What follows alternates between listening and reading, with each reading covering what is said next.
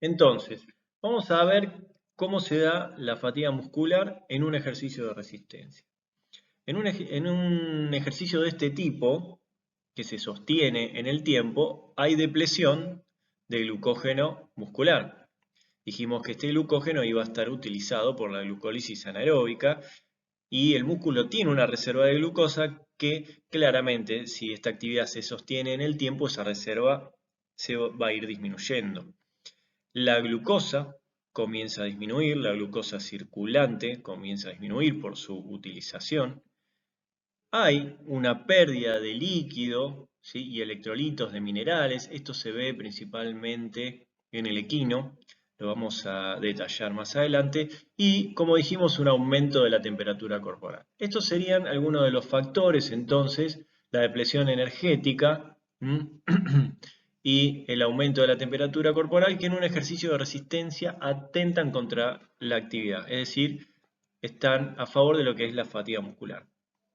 Si hablamos, en cambio, de un ejercicio de velocidad, nos encontramos con que la fatiga principalmente viene por la depresión de ATP. En este caso es un ejercicio de corta duración. El ATP vimos que se activa el sistema fosfágeno, había una pequeña reserva que duraba unos 2 segundos y toma gran importancia la glucólisis de tipo anaeróbica, también por el consumo de glucógeno muscular, pero cobra gran importancia, a diferencia del de resistencia, esta vía, porque al ser de corta duración es la vía que más energía nos entrega, porque como vimos, las vías de tipo aeróbicas logran su eficiencia conforme va ocurriendo el paso del tiempo, que en los ejercicios de corta duración, como vimos,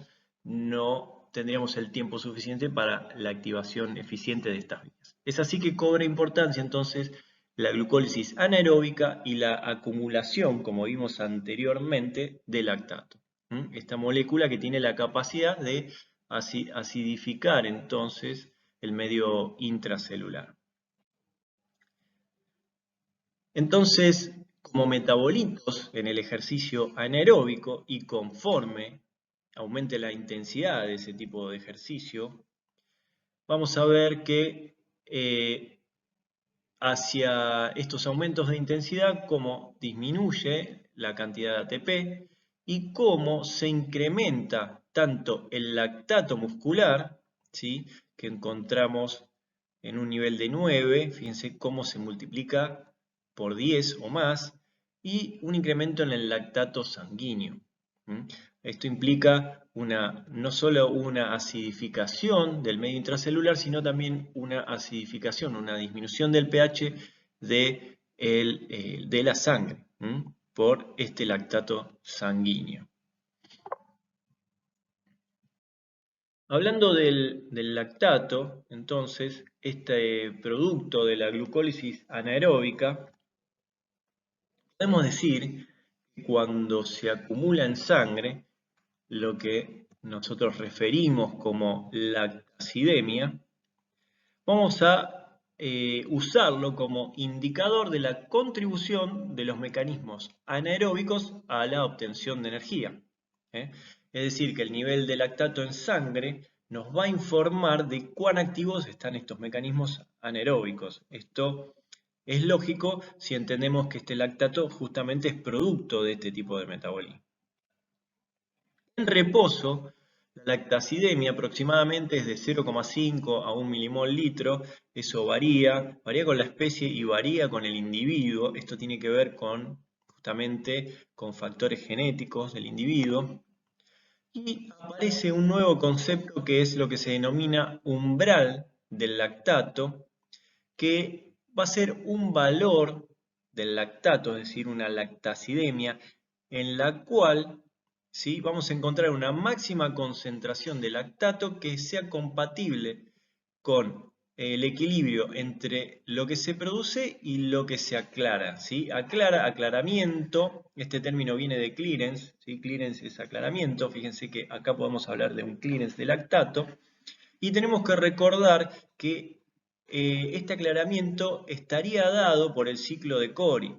Si recuerdan, el lactato que libera esta fibra muscular al torrente sanguíneo es llevado hacia el hígado, y en el hígado, a través del ciclo de Cori, nos vamos a devolver glucosa, que esta glucosa va a ser la que nuevamente pueda utilizar el músculo para la contracción. Es así que el umbral del lactato se alcanza, ¿sí?, cuando hay una máxima concentración que es compatible entre la producción y el aclaramiento, es decir, y la degradación de ese lactato. Ahora, ¿qué pasa? ¿Sí? Este umbral de lactato es aproximadamente de 4 milimoles por litro. ¿Sí? ¿Qué ocurre cuando se sobrepasa ese umbral de lactato? Bueno, comienza a acumularse lactato en sangre, y estamos hablando que ahora el ejercicio pasa a ser de tipo anaeróbico. ¿Qué quiere decir esto? Que ejercicios con niveles de lactato en sangre menores a 4 milimoles son ejercicios de tipo aeróbicos, es decir, predominan los sistemas de energía aeróbicos sobre los anaeróbicos.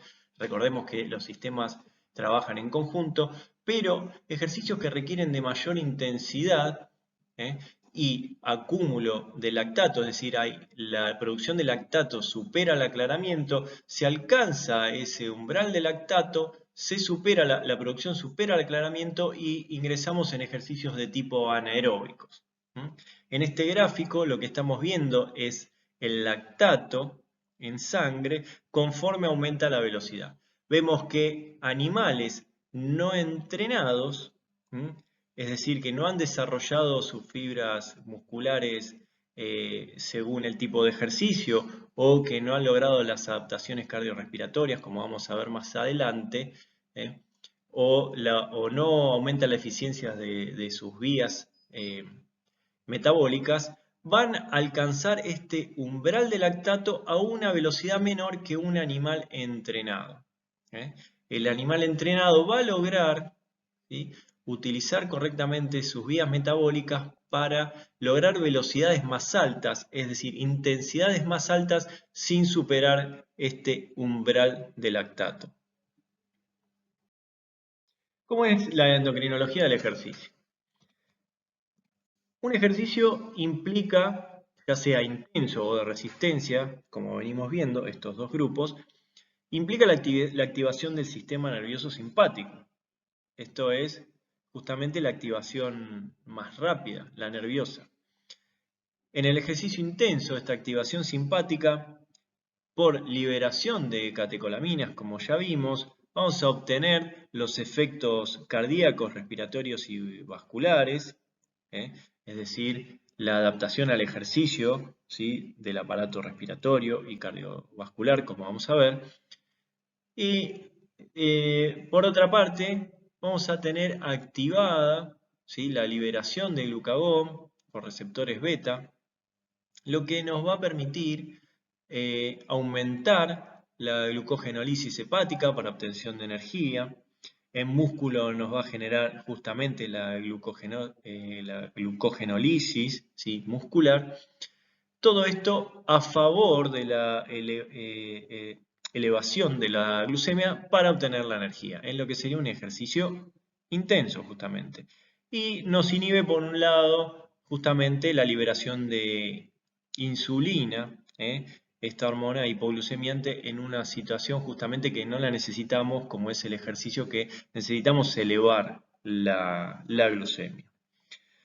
¿Qué ocurre en el ejercicio de resistencia? Bueno, en el ejercicio de resistencia, la hormona, así como en el intenso vimos que eran las catecolaminas, en el de resistencia toman importancia los glucocorticoides. Esta hormona del estrés, el ejercicio lo entendemos como un estrés agudo en el caso de intenso, y un estrés, podríamos decir, ya inclinándose a un estrés de tipo crónico, donde toma importancia los glucocorticoides, que van a ser la hormona que va a intentar obtener energía, ¿sí?, la lipólisis, justamente para la obtención de ácidos grasos y para la beta-oxidación, no solo la energía muscular, sino corazón. El hígado los glucocorticoides van a realizar la gluconeogénesis. Sabemos que producen también glucogenogénesis en hígado. Y la proteólisis, esto para la obtención también de energía. Entonces fíjense cómo tenemos dos hormonas distintas, ya sea un ejercicio intenso o un ejercicio de resistencia. ¿Qué cambios hematológicos, es decir, qué cambios sanguíneos encontramos en el ejercicio? Por un lado, la movilización de células sanguíneas. ¿A qué nos referimos con eso? El vaso, que es un depósito de glóbulos rojos, se ve comprimido, es decir, se produce una esplenocontracción. La cápsula tiene receptores para las catecolaminas. Esto hace que se contraiga este vaso y libere células rojas, principalmente al torrente sanguíneo. Esto nos estaría aumentando el hematocrito y la volemia de ese individuo que está en una situación de ejercicio donde justamente necesita un mayor transporte de oxígeno. Hay también movilización de otros depósitos como el pulmón y el hígado. Por otra parte, se produce por el aumento de las presiones, el aumento de la presión arterial principalmente, se produce una movilización del líquido plasmático. El líquido intravascular parte va a pasar al líquido intersticial. Otro cambio que encontramos en la sangre es justamente el aumento de la volemia, netamente, como dijimos, por el aumento del hematocrito, es decir, estas células que se encontraban contenidas en el vaso, que a pesar de la disminución del volumen plasmático, esta se va a ver aumentada.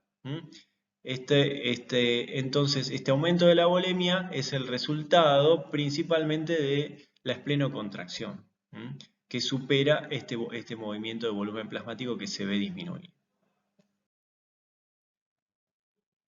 Entonces, si nosotros observamos el hematocrito de un animal en el reposo, podemos encontrar, por ejemplo, con hematocritos de 40% y una hemoglobinemia de 14 gramos decilitros, contra un hematocrito en el ejercicio en ese animal de 65% y una hemoglobinemia de 22,5 gramos decilitro gracias a la esplenocontracción. Acá vemos diferencias en el reposo y en el ejercicio en cuanto a cantidad de hemoglobina y al porcentaje del hematocrito en un caballo pura sangre de carrera, ¿sí? Y en un galgo.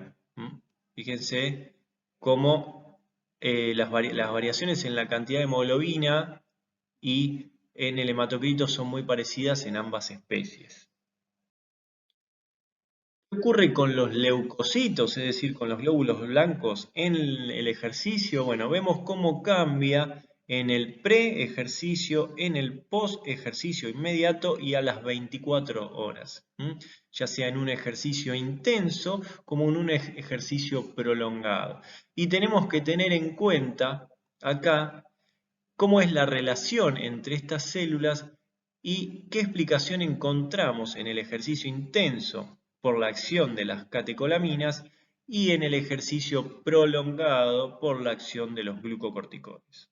Entonces lo que observamos en este gráfico es la cantidad de leucocitos conforme observamos en el tiempo, ¿sí? Y en un ejercicio de tipo intenso y en un ejercicio de tipo prolongado. Acá aparece un factor importante que anteriormente se los nombraba, que es la sudoración que ocurre en el equino, principalmente la especie que estamos dedicando la clase de hoy, que es un sudor de tipo hipertónico, si lo comparamos con, obviamente, la osmolaridad plasmática, es decir, que el equino tiene la característica que produce una sudoración con una osmolaridad mayor a la plasmática. Esto es lo que denominamos un sudor de tipo hipertónico. En el caso del humano esto es hipotónico. Pero si nos fijamos en el equino, vemos que esta hipertonicidad se debe principalmente a gran cantidad de potasio y cloro que se encuentra en el sudor respecto del plasma. Fíjense que el potasio aumenta unas 12 veces, 13 veces aproximadamente, y se duplica la concentración de cloro. Esto nos trae como consecuencias en el sudor equino grandes pérdidas de potasio y cloro. En cuanto entonces a las pérdidas hídricas del equino debido a la sudoración, vemos que en un ejercicio máximo, con una duración corta, ¿se acuerdan que estos ejercicios máximos de máxima intensidad, donde teníamos alta velocidad, una carrera de corta duración, un minuto y medio aproximadamente, este animal pierde el 2% de su peso vivo, 10 litros, contra un ejercicio submáximo, es decir, de menor intensidad, pero de larga duración, donde puede llegar a perder 25 litros. Fíjense que esto es un 5% de su peso vivo. Tengan en cuenta si esto lo comparamos con la volemia. Este animal está perdiendo gran parte de su volemia. Es la importancia que cobra entonces el sudor equino en un ejercicio, sobre todo de resistencia. Bien, ¿qué consecuencias entonces vamos a observar? En una carrera, es decir, un ejercicio de corta duración y alta intensidad, vamos a ver que el hematocrito aumenta. Esto también ocurre en el de larga duración. Ya habíamos dicho, el endurance era de resistencia. Esto se debe a la esplenocontracción. En el endurance, este aumento del hematocrito también lo vamos a sumar a la pérdida de líquido. Hay una hemoconcentración. Esto se observa también en las proteínas plasmáticas. También aumentan las proteínas plasmáticas en el de carrera porque también tenemos sudoración, ¿sí? Aunque es menor. Entonces, si comparamos estos aumentos, no van a ser los mismos claramente. Hay pérdida de sodio en en la carrera, se mantiene normal en el de resistencia. Perdón, no es que hay pérdida, sino que aumenta la concentración de sodio en el de carrera. El potasio aumenta en la carrera, se pierde en el de resistencia por el sudor, como acabamos de ver, así como el cloro. Recordemos entonces que en las carreras, en los ejercicios de resistencia, perdón, no quiero utilizar la carrera como un ejercicio para confundirlos con como un ejercicio de intensidad, hay grandes pérdidas de potasio y de cloro.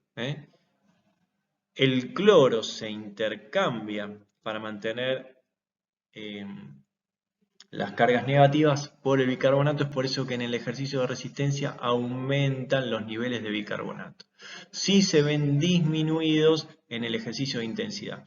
Y recuerden estas concentraciones, estas modificaciones, porque las vamos a revisar cuando veamos qué ocurre con el equilibrio ácido-base.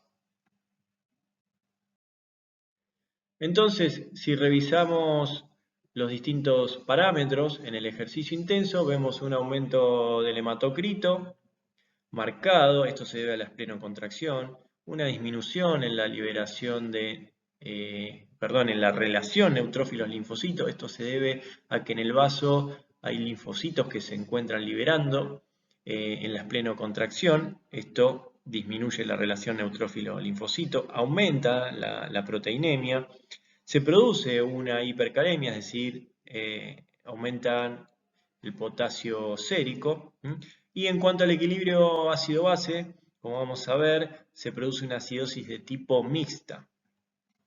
Si observamos lo que ocurre en el ejercicio prolongado, el hematocrito aumenta, pero principalmente debido a la deshidratación. La esplenocontracción que ocurre en el ejercicio intenso ya pierde importancia en el prolongado, sí cobra importancia la deshidratación. Aumenta la relación neutrófilos-linfocitos, esto se debe al aumento de los neutrófilos por la acción de los glucocorticoides.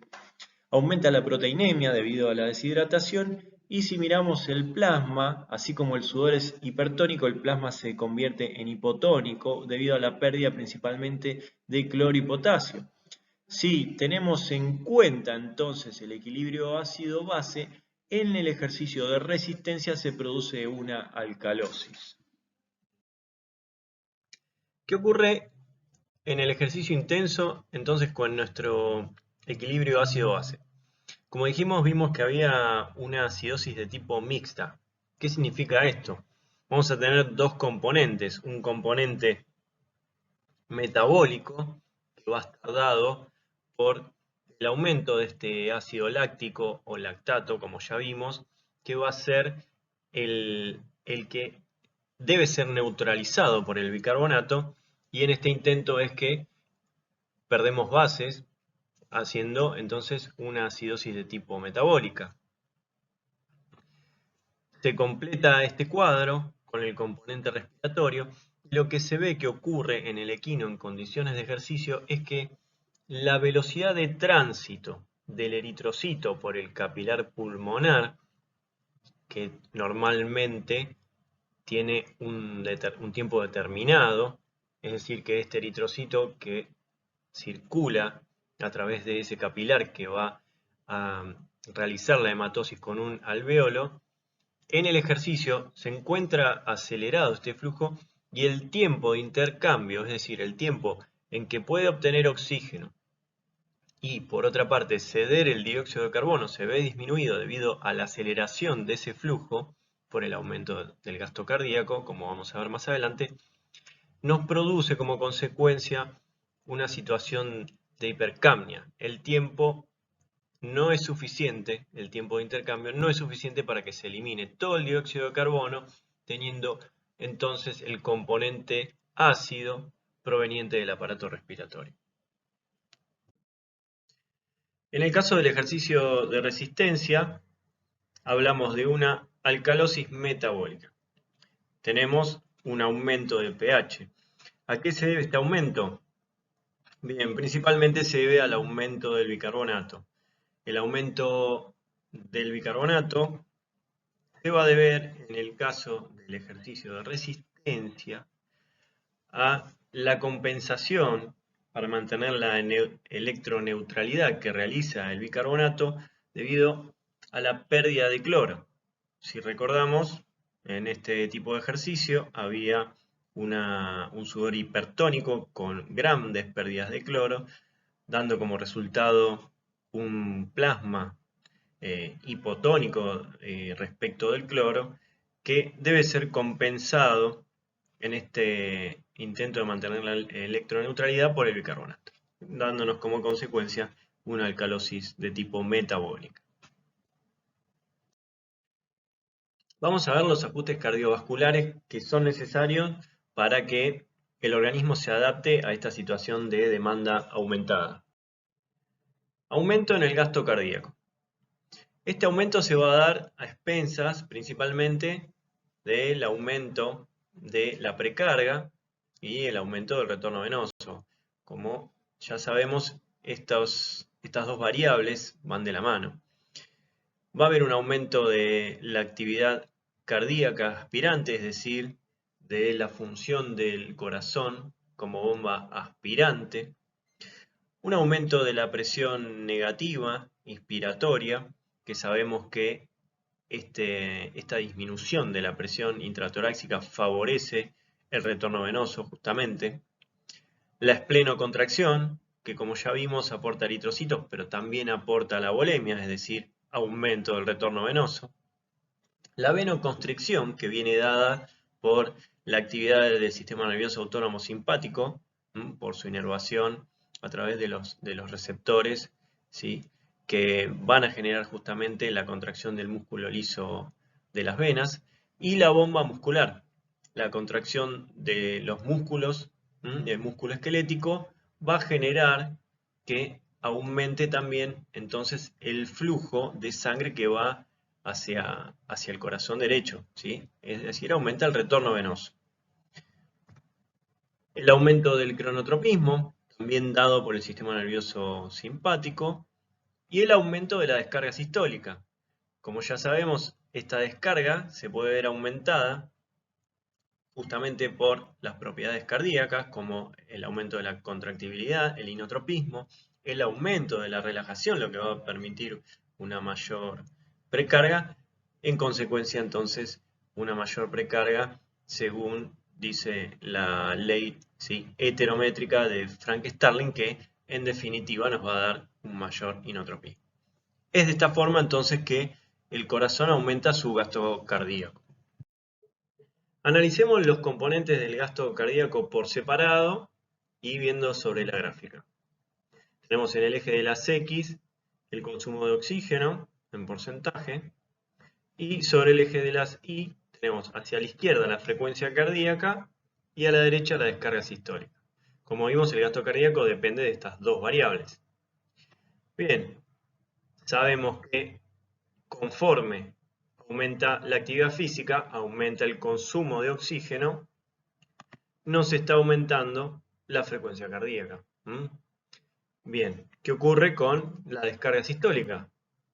Bien, conforme aumenta el consumo de oxígeno, aumenta la descarga sistólica por todos los factores que vimos anteriormente. Y como resultado de estas dos variables, tenemos el aumento del gasto cardíaco. Si observamos en este gráfico, llegando a consumos de oxígeno elevados, el gasto cardíaco sigue aumentando a expensas principalmente hasta llegar a la frecuencia efectiva máxima de la frecuencia cardíaca, valga la redundancia. Porque vemos que, como ya sabemos, llegadas a frecuencias elevadas, el tiempo de llenado disminuye y la descarga sistólica comienza a caer. Pero a pesar de esta leve caída, esta relación igualmente nos sigue dando un gasto cardíaco que va en aumento. Existen también otros ajustes cardiovasculares que tenemos que tener en cuenta. Uno de ellos es el mantenimiento de la presión arterial en rangos fisiológicos. Es necesario mantener la presión sin que ésta se dispare, es decir, durante el ejercicio, el aumento del gasto cardíaco, que como vimos cobra gran importancia, si nosotros lo trasladamos hacia la fórmula de presión arterial, vamos a ver que puede llegar a generar grandes aumentos de la presión arterial. Bueno, uno de los ajustes que debe ocurrir es mantener estos valores de presión. ¿Cómo se puede lograr esto? Una de las formas es justamente disminuyendo la resistencia periférica total. Esta disminución se logra gracias a la vasodilatación que se produce en el músculo esquelético activo, que en el ejercicio la masa muscular es muy importante. Entonces esa vasodilatación nos disminuye la resistencia periférica total y a su vez nos produce el incremento del flujo sanguíneo que necesitamos para este músculo. Así como la disminución del flujo sanguíneo que no sería necesario en órganos que justamente no intervienen en la actividad física, como por ejemplo la piel, el aparato digestivo, etc. Si observamos la redistribución del flujo sanguíneo en este gráfico, podemos ver cómo de un 15% pasamos del flujo sanguíneo en reposo, en músculo, pasamos a un 80% en el caso de ejercicio, con un gasto cardíaco de aproximadamente 35 litros minutos en el reposo a un gasto cardíaco que puede elevarse hasta 280 litros por minuto en el ejercicio.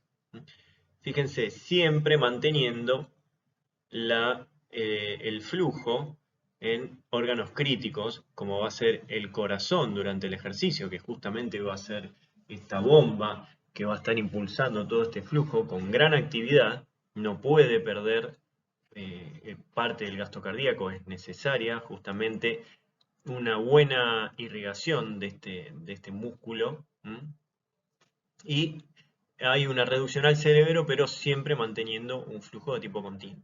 Hay una gran reducción en aquellos órganos que justamente no están destinados a la actividad física, como es el riñón y la circulación espláncnica, ¿sí?, del tubo digestivo, que se reduce de un 20 a un 2 y de un 30 a un 3%, una reducción muy importante. La redistribución del flujo sanguíneo se produce en un primer momento por lo que denominamos la hiperemia pre-ejercicio, es decir, el animal en el momento que percibe que va a haber una situación de ejercicio, hay una activación de tipo simpático colinérgica que nos va a generar una vasodilatación por este sistema, si recordamos del sistema nervioso autónomo, esta rama, que nos va a dar esta hiperemia de tipo preejercicio. Luego, en la situación de ejercicio se produce la hiperemia de ejercicio, que está dada por los mecanismos locales que cobran gran importancia en este momento, como ser la disminución de la presión parcial de oxígeno, el aumento de la presión parcial de dióxido de carbono, el lactato, ¿sí?, el aumento de potasio, sustancias vasodilatadoras como el óxido nítrico, el péptido natriurético, el ADP, prostaglandinas de tipo I2, cininas, el BIP, la sustancia P, y un factor local muy importante, la hipertermia. Tenemos que sumarle a estos factores locales durante el ejercicio también esta acción de los receptores beta 2 adrenérgicos por acción del simpático. En esta curva simplemente vemos que conforme aumenta entonces la velocidad, la resistencia periférica total, expresada en milímetros de mercurio por mililitro minuto, va cayendo. Esto se debe a la redistribución del flujo y la vasodilatación muscular. Esta caída de la resistencia, recordemos, nos permite mantener una presión arterial dentro de rangos fisiológicos.